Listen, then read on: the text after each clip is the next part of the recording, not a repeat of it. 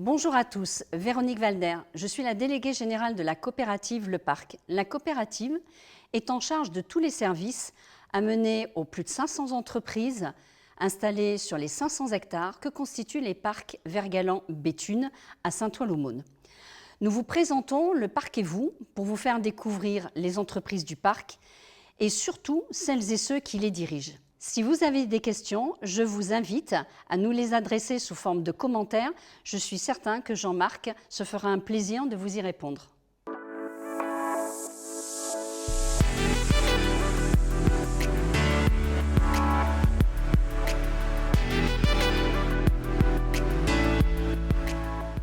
Merci Jean-Marc d'avoir accepté notre invitation. Pour commencer, est-ce que tu peux nous présenter ton activité et est-ce que tu peux te présenter ? Oui, effectivement, Jean-Marc Ruffier, donc 58 ans, et je dirige depuis 7 ans l'entreprise Nettoyage 2095 qui existe depuis 1975. J'ai repris cette entreprise à son fondateur. Donc l'entreprise, oui, nous sommes un généraliste du nettoyage. On fait tout en particulier des bureaux, des entrepôts, etc. Et puis on a lancé quelques autres activités annexes, mais nous sommes quand même un grand généraliste pour l'entretien de locaux. Oui. Maintenant, ceci dit, j'ai démarré avec un chariot de nettoyage des bureaux. Le nettoyage des bureaux, ce n'est pas comparable avec, comme je l'ai déjà vu, tu me l'as montré, le nettoyage de bâtiments industriels. Parce que souvent, quand on pense société de nettoyage, on pense nettoyage des bureaux. Quelles sont les différentes activités de nettoyage que tu fais ? Voilà, dans le cadre de cette généralité qu'est le nettoyage, on a plusieurs branches. La branche contrat, qui fait donc des contrats de nettoyage avec une récurrence sur nos passages pour entretenir les locaux de façon habituelle et coutumière. Et on a une section travaux. Et dans cette section travaux, on a le nettoyage de vitres, le nettoyage de façade, le nettoyage... Façade des bâtiments industriels ? Oui, tout à fait, on est qualifié pour ça. On a des grandes nacelles. On va à peu près jusqu'à 25 mètres en hauteur. Et le pire en longueur que tu as pu faire ? En longueur, ça doit être 400 mètres, mais sinon, si on compare toute l'enveloppe de ce fabuleux bâtiment, ça devait faire 1 kilomètre. 1 kilomètre, d'accord. Et à l'intérieur, au niveau des bâtiments industriels, qu'est-ce qu'on te demande ? Souvent, dans les entrepôts, c'est de la remise en état de sol suite à des travaux.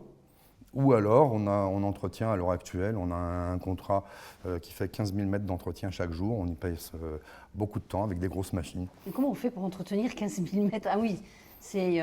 on met des grosses machines avec des gens dessus qui sont aussi qualifiés pour le faire. Donc il y a un investissement qui est important au niveau de ta société sur tous les équipements, sur tout le matériel ? Oui, il faut se donner les moyens de pouvoir accéder à ses ambitions et notamment, on a vraiment des investissements lourds dans ce métier-là pour pouvoir être efficace et compétitif parce que je ne suis pas tout seul sur le marché.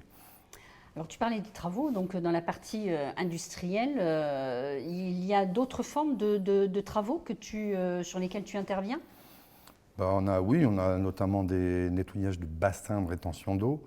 On a toutes sortes de trucs à nettoyer. C'est-à-dire qu'une fois que le bassin est vidé, il faut... Oui, parce que souvent il y a des liners qui méritent un peu d'entretien. D'accord, ok. J'ai eu la chance de visiter ton entreprise et ce qui m'avait surpris, je te l'avais dit à l'époque, c'est que tout était aligné d'une façon très méthodique, les éponges, les produits, etc. C'est une méthode qui est importante pour toi dans la vie de tous les jours des agents qui sont sur le terrain ? C'est fondamental. C'est des métiers qui rapportent très peu et donc il faut être particulièrement bien organisé et outillé. Il faut trouver le bon outil tout de suite, au bon moment. Et comme ça, on répond plus rapidement à la demande. Et donc de là, on arrive à être efficace et rentable. Oui, et puis tu me disais, rien qu'en voyant les produits, tu sais à peu près où c'est que tu en es au niveau... C'était bien organisé par mon prédécesseur. D'accord, j'ai repris sa méthodologie, qui était excellente. Une question, tu as repris une entreprise, mais qu'est-ce qui a fait que tu reprends une société de nettoyage ? Disons que j'ai été attiré par le métier parce que je suis issu du monde du bâtiment. J'ai dirigé une entreprise de bâtiment pendant plus de 20 ans.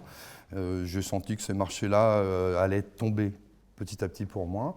Et il s'agissait de rebondir, de trouver une activité. Et il s'est trouvé qu'il y avait cette opportunité sur cette entreprise-là. Et j'ai trouvé ça fort intéressant. Et puis c'était un métier qu'on ignore. Mais comme j'étais dans les métiers de la finition, Bah, c'était juste le métier cousin, qu'on ignore toujours sur Oui, les parce que chantiers c'est de vrai que les bâtiment. métiers de finition, après, juste derrière, il y a les sociétés qui interviennent Voilà. pour tout mettre en état d'une façon correcte. Et, C'est quand même, t'es quand même dans un métier de service. C'est quand même très exigeant, le service. Les clients, en général, sont plutôt exigeants. oui, en règle générale. Enfin bon, c'est le métier qui veut ça, et bon, Oui, mais on c'est est 5 orienté heures du vers ça. matin, je vous appelle parce que, tiens, parce que j'ai eu une inondation, Oui. tiens, parce qu'il y a eu une coulée de boue, comme c'est déjà arrivé dans le Vexin.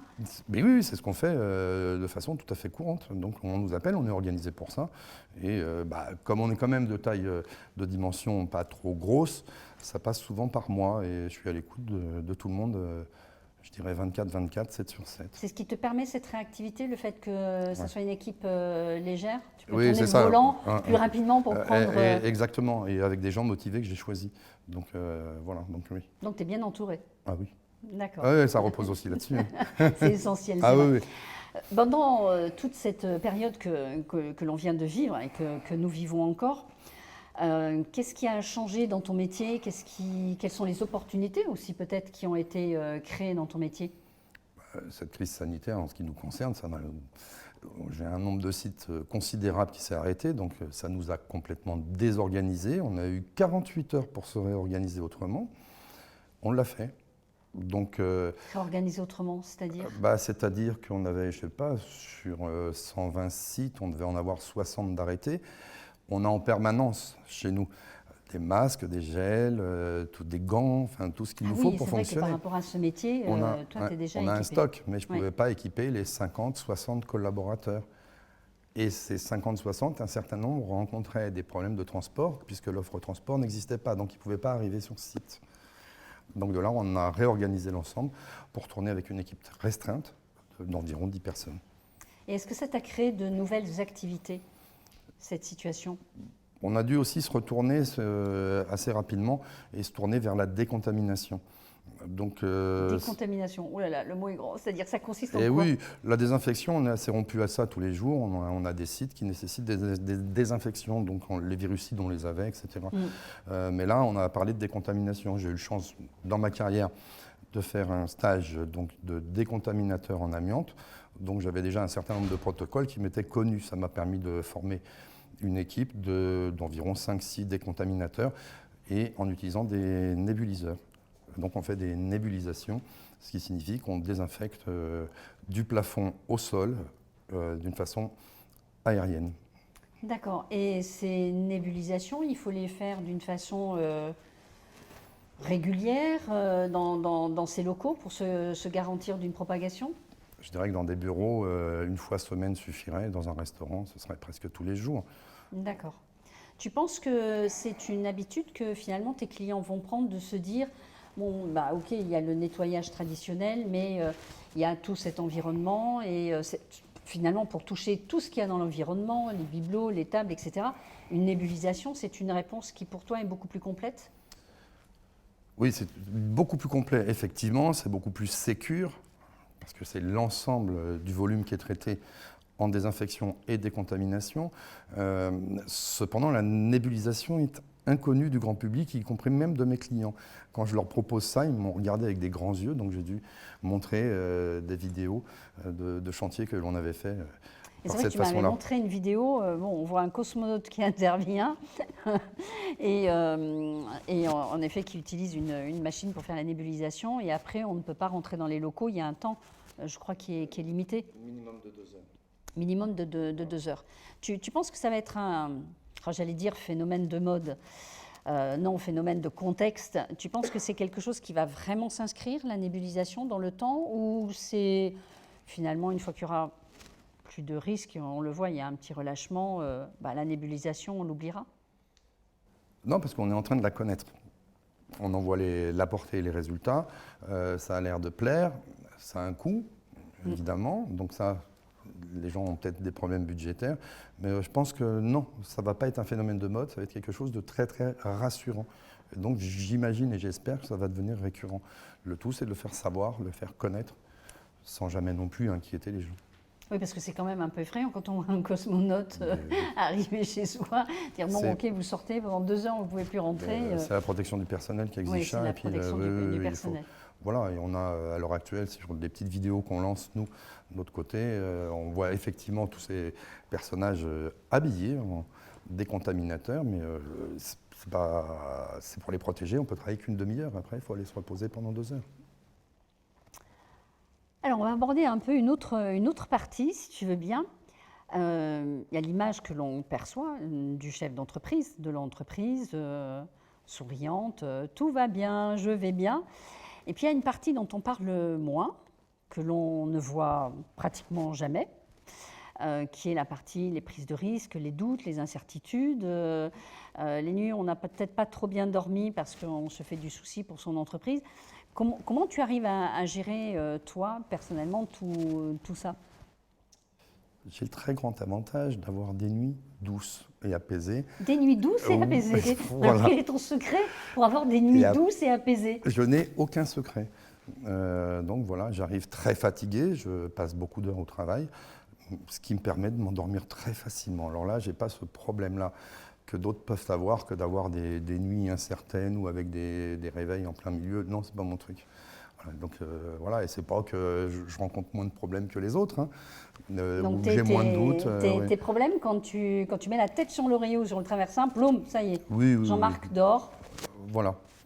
C'est ma façon de récupérer et de retourner, de gagner le moral le lendemain pour retourner affronter les problèmes que j'aurais pu ne pas régler la veille. Alors justement, quel est ton moteur? Qu'est-ce qui te fait avancer? Qu'est-ce qui fait que le matin, tu te lèves et tu dis, allez, il faut que j'y aille? Disons que je dirige environ 60 collaborateurs, enfin pas d'une façon directe, d'une façon indirecte. Je dirige 60 personnes, ça fait 60 familles. Et je pense que ça a quand même une grande importance pour moi. Donc c'est ton carburant? Oui, les gens qui font le travail pour moi, parce que c'est pas un travail très sexy ou voilà. Oui, c'est vrai que c'est un métier qui n'a pas toujours une bonne image, une bonne presse. Non, c'est plutôt ingrat. Et c'est vrai que toi, tu t'acharnes toujours à revaloriser ce métier. Et être proche des équipes, aller voir sur le terrain. Donc ça, c'est essentiellement mon moteur. Et satisfaire les clients. Alors là, je vais devenir un peu indiscrète. Il y a la partie vie privée, il y a la partie vie professionnelle, il y a la partie loisirs, hobby, etc. Les journées ne sont pas extensibles. Donc, comment tu fais pour arriver à faire la part des choses et puis à tout faire entrer dans ton emploi du temps? Voilà, il y a beaucoup de questions dans une seule question, mais pareil, j'ai choisi l'entrepreneuriat il y a déjà plus de 30 ans. C'était justement pour pouvoir être aussi bien en qualité, je dirais, de patron que d'homme normal dans la vie privée. Je m'accorde beaucoup de liberté quant à accéder aux gens, à mes clients. Il n'y a pas 2 personnages chez moi, il n'y en a qu'un seul. Il n'y en a qu'un seul. Donc Jean-Marc qui rentre le soir chez lui, c'est Jean-Marc. Oui, c'est le même que l'on côtoie dans la vie quotidienne au sein de ton tes loisirs. Tu arrives à les placer au milieu de tout ça? J'en ai très peu. Là, je dirais en 24 mois, j'ai dû prendre une semaine de congé. Pardon? En 24 mois, j'ai dû prendre qu'une semaine de congé. Bon, j'avais prévu là une semaine de congé, mais... On va revenir sur une question. C'est quoi ton carburant? C'est pas possible. Une semaine de vacances en 24 mois, tu fais comment pour tenir? C'est quoi ton carburant? Je me repose un peu quand même le week-end. Je m'accorde quand même des nuits un petit peu plus longues pour reprendre. Mon carburant, c'est toujours le même. C'est mes chers clients et mes chers salariés. Et il faut vraiment que tout ça avance parce que on cherche aussi à progresser, je ne travaille pas tout seul. Et voilà, et donc ça c'est mon moteur, oui. Oui, assurément. Et puis il y a toujours des absences, des machins, il faut gérer tout ça, c'est un peu compliqué. Et voilà, et je m'y colle. D'accord, mais alors comment tu envisages le jour où tu vas t'arrêter dans ton activité?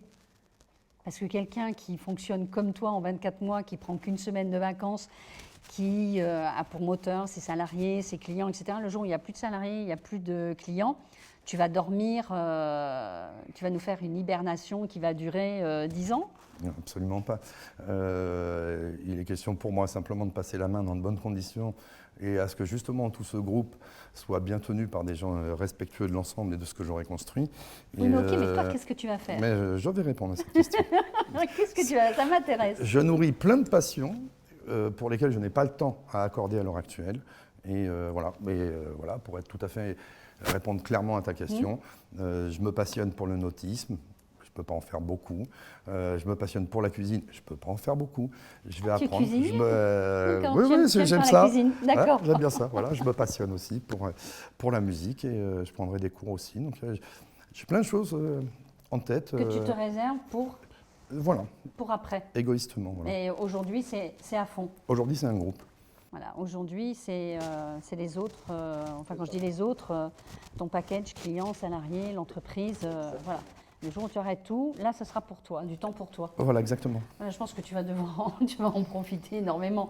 Ouais. Après, c'est quand même un sacrifice que tu es en train de faire, non? Tu le vis comment? Oui, c'est un sacrifice, oui, on se sacrifie pour une entreprise, et d'autant plus quand les temps sont durs, et je ne pense pas que les temps à venir soient particulièrement roses, comme dirons-nous, mais je suis rompu à ça.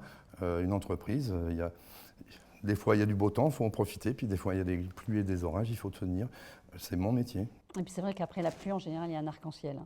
Faut retenir ça. Si tu avais un message à faire passer, tu ferais passer lequel? Entreprenez, sacrifiez-vous. Entreprenez, sacrifiez-vous. Je ne sais pas s'il va y avoir beaucoup de candidats avec une devise pareille. J'aimerais bien que tu tires une question qui se trouve dans le récipient. C'est des questions que se posent les personnes sur les chefs d'entreprise. Si tu étais un animal, tu serais lequel?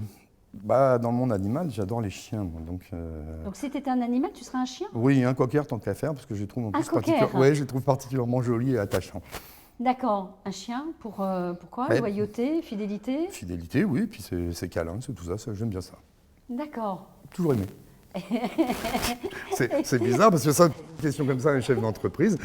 Oui, je ne m'attendais pas du tout. Tu vois, tu m'aurais dit, venant de toi, j'aurais cru un lion, un tigre. Absolument pas. Voilà, quelqu'un qui est assez mordant, énormément sur le terrain. Mais non, un chien. Donc tu rêves d'un petit panier. Le chien. Je rêve, non, on n'a pas parlé de mes rêves encore. Non, c'est les qualités, les qualités de l'animal qui te font la dire fidélité, le machin, c'est assez sympa. Puis ça garde aussi une semi-liberté qui est quand même pas mal. Donc, oui, voilà. puis c'est protecteur et puis ça garde quand même tout ton entourage.